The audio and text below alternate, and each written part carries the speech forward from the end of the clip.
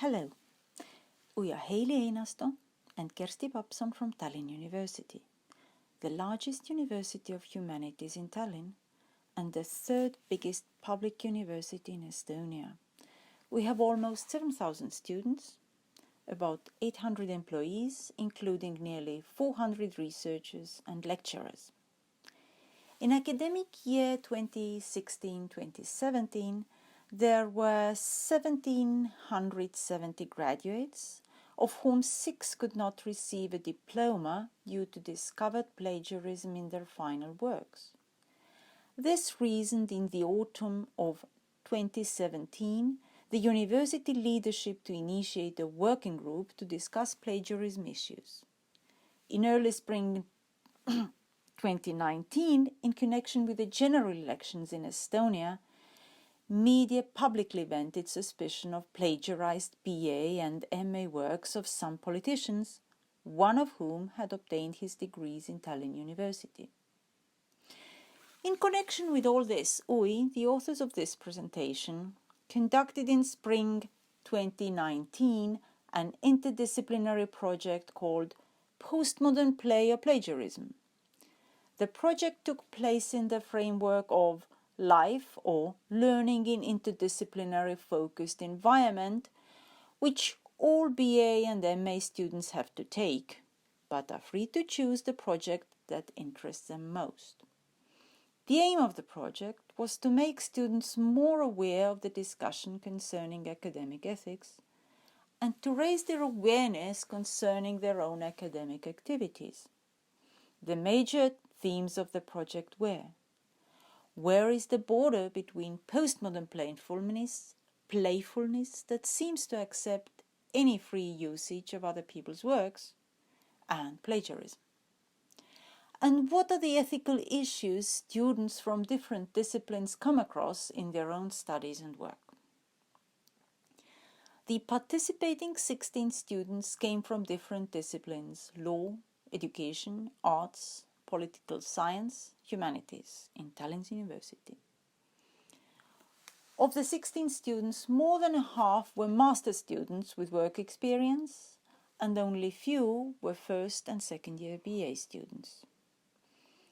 We discussed the case of the above-mentioned politician's BA thesis written in Tallinn University 17 years ago. Students had to analyze the media coverage, offer suggestions for resolving the case to the University Ethics Board, and find arguments for and against the politician's actions concerning his thesis and his qualifications. Subsequent workshops consisted of discussing the mandatory readings about academic ethics and postmodern culture, after which students had to find plagiarism cases from different walks of life discussed in the media. And they discovered cases from visual arts, fashion, dress design, music, graphic design, like logos of campaigns and events. Then students devised their own mini-projects. Group 1 made a survey and sent this out to 530 faculty members of all the institutes. This survey consisted of 29 questions targeting awareness of plagiarism in teaching and student supervision, and asked who is responsible for the final checkup of the work in terms of academic correctness, and is anyone using plagiarism discovering software? 89 faculty members responded, and though the vast majority of them check correct referencing, more than half felt that the number of discovered plagiarism cases was much smaller than the real number of plagiarized works. Group 2 made 10 oral one-to-one interviews with fellow students about their awareness of plagiarism, asking what plagiarism means for them and would they practice it? If so, what could be the reasons for it? It turned out that though most students feel that plagiarism is wrong, they are not always aware of the importance of correct referencing, Some students admitted of having practiced plagiarism because of time pressures. Group 3 devised a table with different types of plagiarism such as cloning, copy-paste, find replace, remix, fall for error, recycle, retweet, based on Turnitin in 2016, with concrete Estonian examples and suggestions how to avoid these types.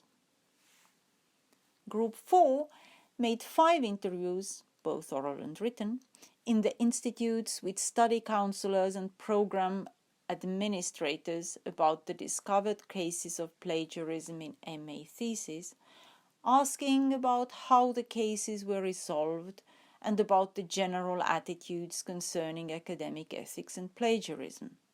Since the theme was very hot at the moment in the media, there was a reluctance to discuss the subject. During the project, general meetings for discussions took place every second week. Students presented their homework and later their mini-projects. In their self-analysis reports, students pointed out the following. Merrily, I learned about different kinds of plagiarism and know now what to avoid in the future. Gert, I became more conscious of plagiarism and realized that in creative field it is still a very debatable area. Julia, I have shared what I learned with other students. Andra, if before I didn't pay much attention to the correctness of references, I now understand its importance, and I can also tell others about it. This means I enhance students' and also the society's awareness of plagiarism issues. The project gave me essential basic information to share. This is the greatest achievement of this project for me. Heili, my knowledge about the essence of plagiarism expanded considerably. Merit, I had no idea that plagiarism exists in the arts, design, architecture and other fields of life. Peter, my knowledge has improved about the forms and side issues such as identification, intentionality, causes and outcomes of plagiarism.